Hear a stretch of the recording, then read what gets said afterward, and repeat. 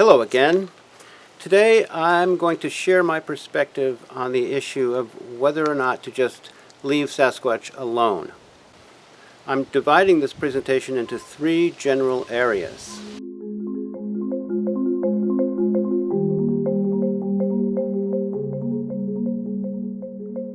Many people are out to kill a Sasquatch. The North American Wood Ape Conservancy, for example, has this as its stated mission. Here's how they frame the matter. This is just another species of apes like the ones we've already identified around the world. Homo sapiens sapiens are completely different due to brain size, fire use, artifact creation, all those things that go with culture. I won't call this woman out by name, but we can see that she is quickly ticking off attributes that will serve to push Sasquatch into a radically subhuman position. And they're ridiculous. Brain size. Does anyone doubt, honestly, that Sasquatch has a much larger brain than we do? Artifacts. We can see their artifacts, their stick and tree structures throughout North America by the hundreds of thousands, the millions. I don't know if they use fire. Some say yes, some say no, but that doesn't really matter to the issue. What this likely is probably in the orang family is what I would guess, somewhere in that realm. There's no other category it would fit in. Science requires a specimen anytime a new species is listed, anytime a new species is discovered. It has to have a specimen because it has to be independently verified. It has to be poked, it has to be prodded, it has to be tested. You can't do that with a photograph, particularly a species that is unique as this one is. Originally from Northeast Texas, served the United States Air Force Intelligence, 6 years active duty, 2 years in the reserve. When I go out into the field to actually try to collect one, I actually prefer to go out by myself. I like to proceed as though I'm hunting conventionally, like a turkey hunter. A turkey hunter generally camos from head to toe, hunts in a concealed blind. The whole time I'm here, really, I am focused on what I have to do, on why I'm here, and that is to collect one of these things, to put one down, to put it on the slab. This is Echo 1. All teams, I just heard a impact sound. My judgment, to the west. He began radioing in that he was seeing movement through his scope about 70 meters ahead of him. As this was happening, we had begun to hear movement and what sounded like distant vocalizations somewhere in the direction of the camp. His head bumped up just slightly, and it was conical shaped. I could see the slits for eyes. Did not see the mouth or nose. It was obscured underneath. Telling you that was a. But we've been hearing some wood knocks. You heard a wood knock. It sounds like there's knocks happening on both sides of him. So towards us, in between he and us, and then on the other side of him. And that's when I saw like the leaves just like slowly moving, like this. And it was like they would push back. And that's when chills went up my body because I could see this white mass just moving. And it must have moved 3 or 4 feet, just kind of just like this. And I still can't see a head. What I'm seeing, what I perceive that I'm seeing now is like a shoulder. It's like a line of something, and it's just going like this.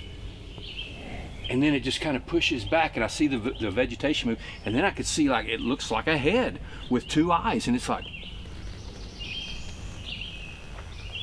just like that, and then I can't see it anymore, and then it's completely still.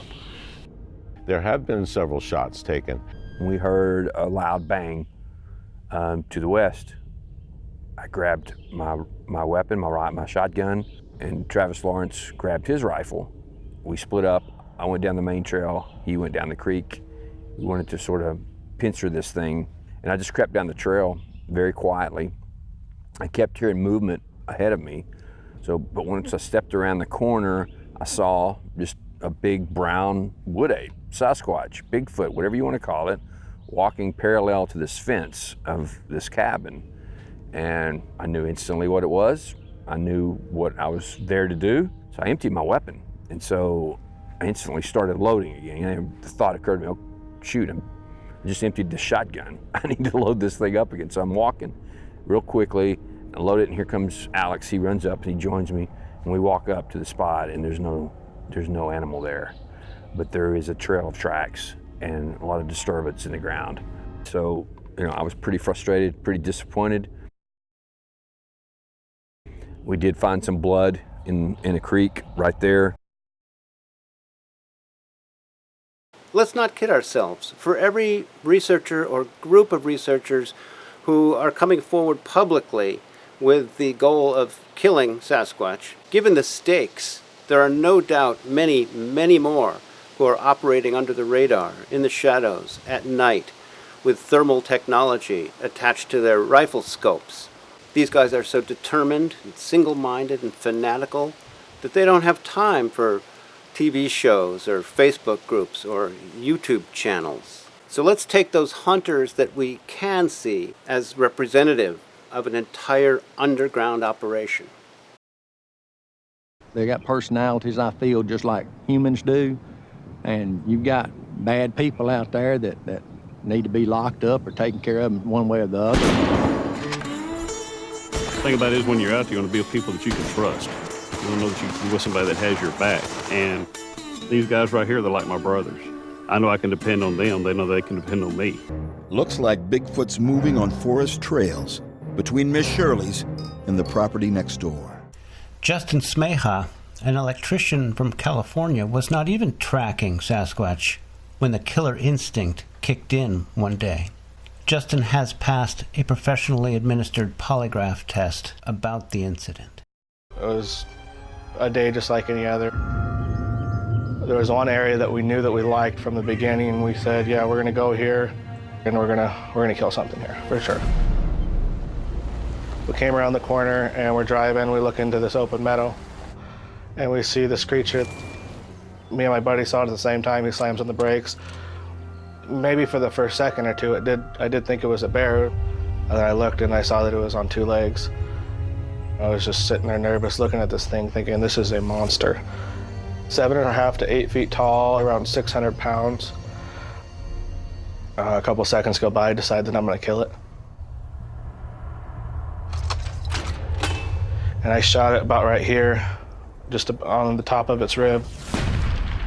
It fell to the ground immediately. You could see the impact, you could see the dust come off of it.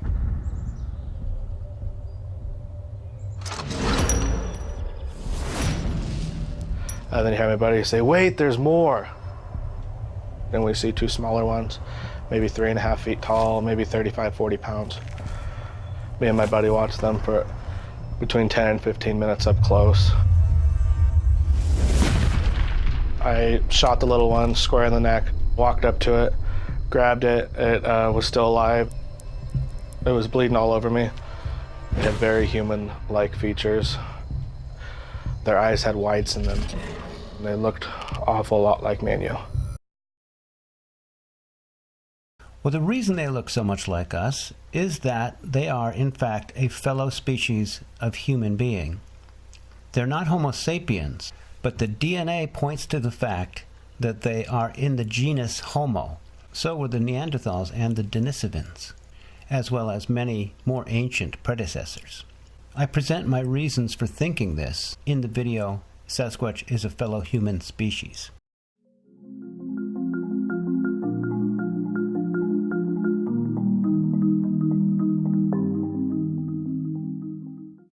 My God, something's trying to push my damn trailer over and it's huge.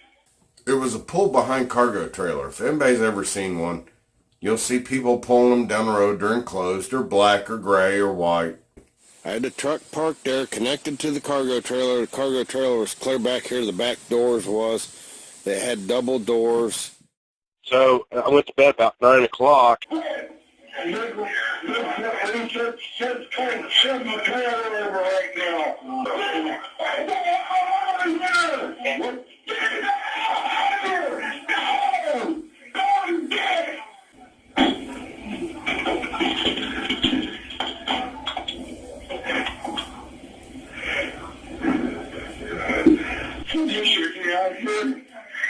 Yeah, I got officers on the way out there. I want to get over your way, man. We're coming together. Be on your east side from one lane. Out your game again. Back to the trailer. Out of here. Go. Go on, get. Get the hell out of here. Leave me alone. The banging is me trying to get them to quit rocking the trailer. That is why there is banging on there. It's not from the outside. They had their hands up there spread eagle. They're shaking it, and with the print, it was at the top. There was two of them there, but there was only handprints on the one side, which was from the big one that left a 17-inch track. And you couldn't even touch the top of this cargo trailer. You couldn't put your hands up there unless you stood on a step stool or something. The footprint that I got from there was a 17-inch print. They found that print. It was right on the side of the trailer that was being shook from the big one.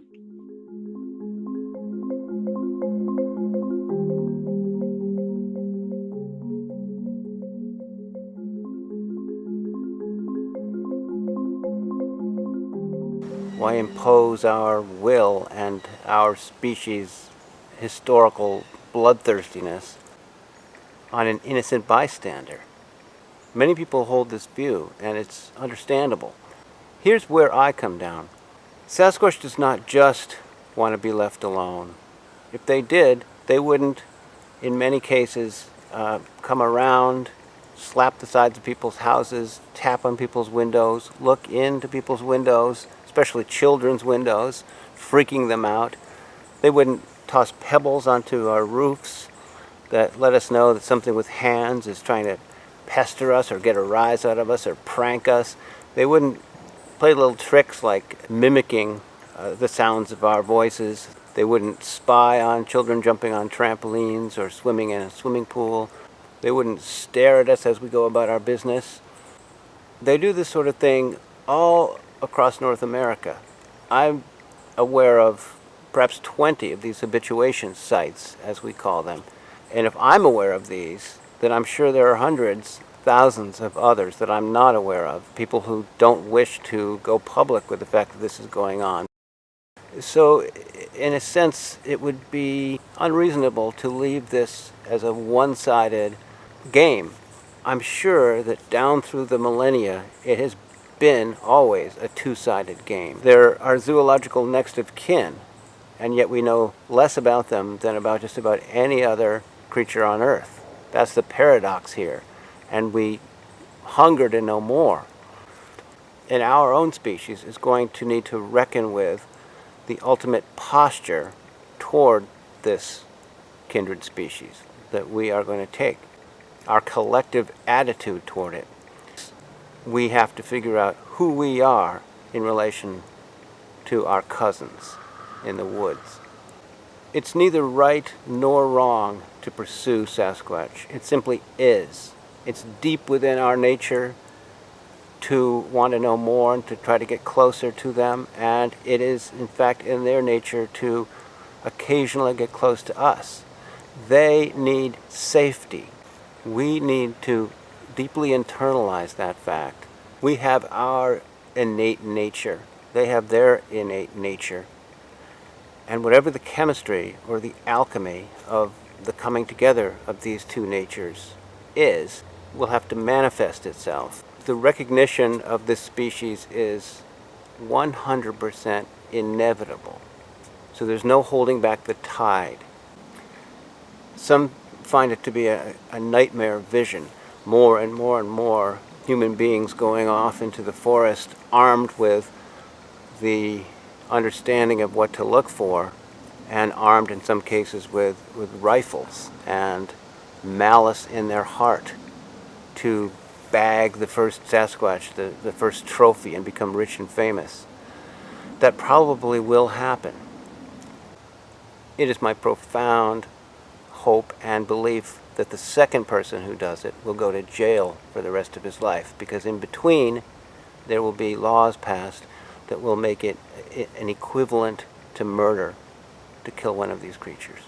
The same way that we have collectively decided over time, over the evolution of our morality, that killing one another is wrong, we will and we must collectively decide that killing one of them is wrong.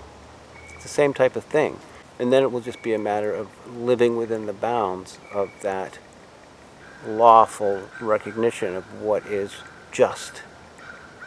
The crucial mandate that we face is to frame the issue in the right way.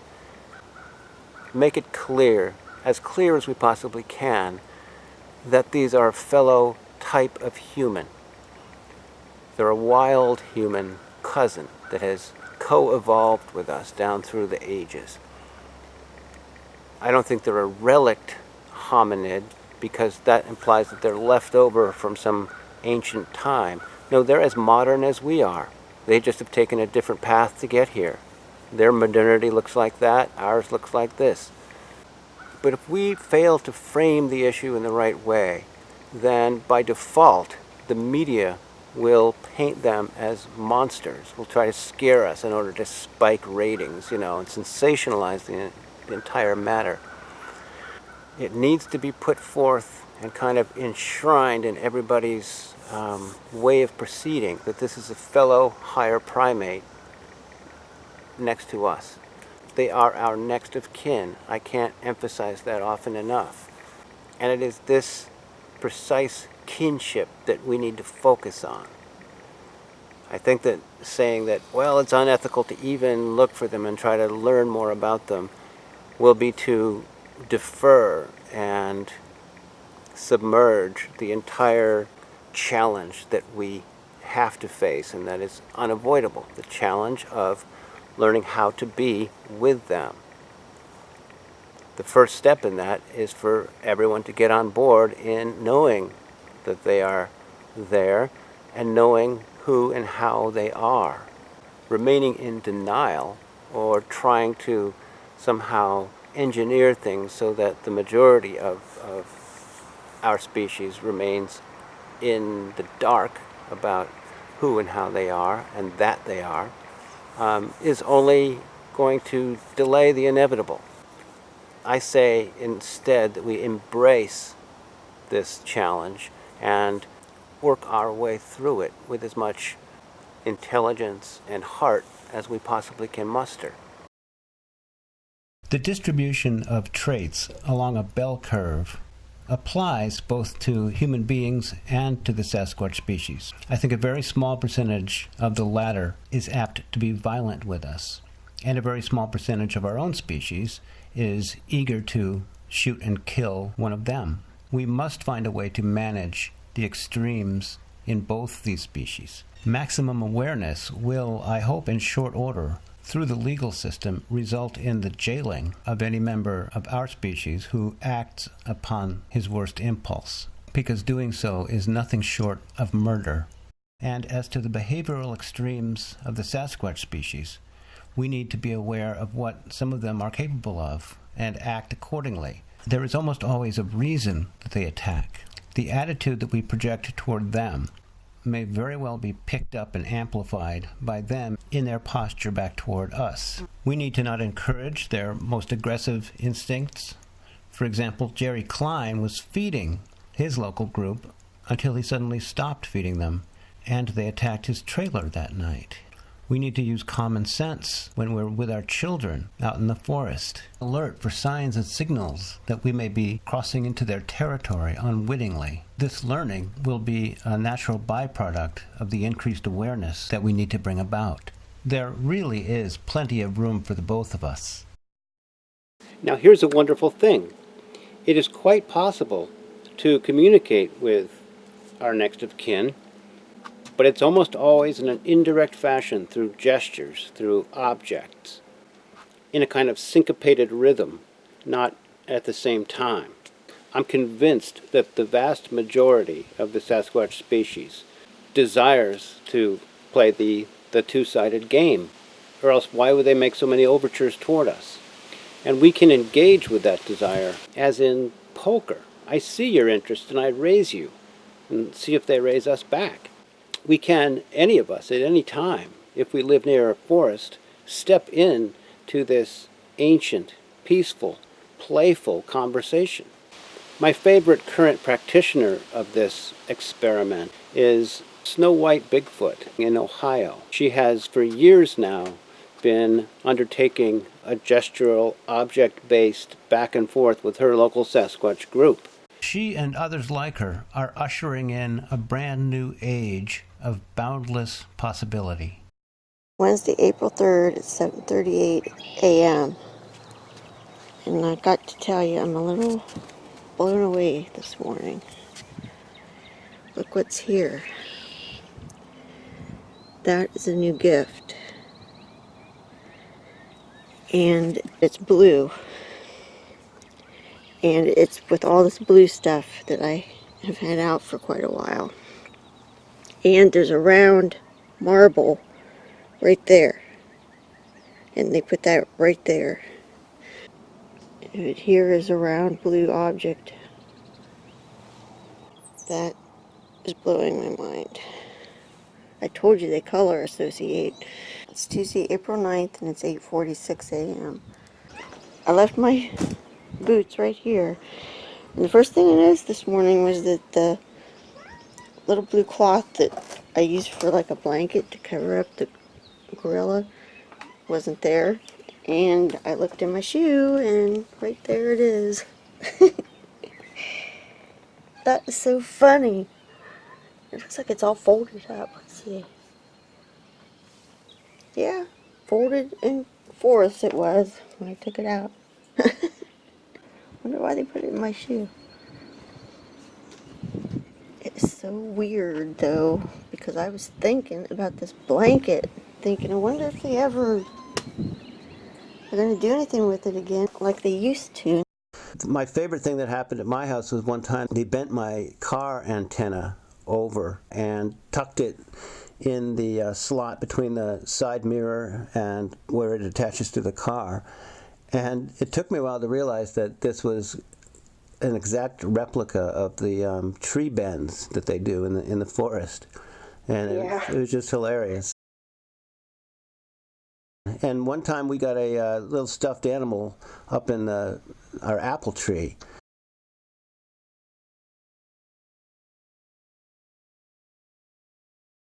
What I like about what you're doing especially is that most cutting-edge research these days is relevant here on the verge of discovery, of general acceptance of the species. And as soon as the species is recognized as real, a lot of what passes for cutting-edge research these days is going to be instantly obsolete, because we're going to know for sure everything that has been speculated about, or what has been correct and what turns out to be incorrect, and all that's going to be known.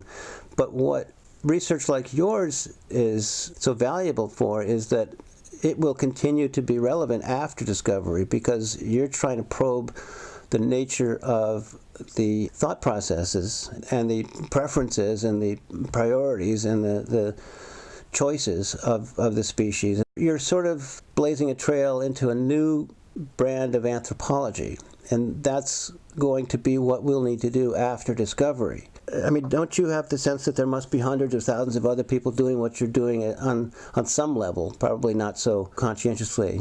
Yeah. I've had a lot of people contact me, saying that they've had interactions or some form of what I've been doing. So I think that after discovery, when 10,000 times more people are interested in this topic than are interested now, and are interested in a much more serious way, they will turn to people like yourself, and then there will be a proliferation of people trying to follow in your footsteps and see whether they can enjoy the same kind of interaction as you have. And some places will have the same kind of interaction, and some will have different kinds of interaction, because I think there's probably different personalities in different groups. It seems that way anyway. Right.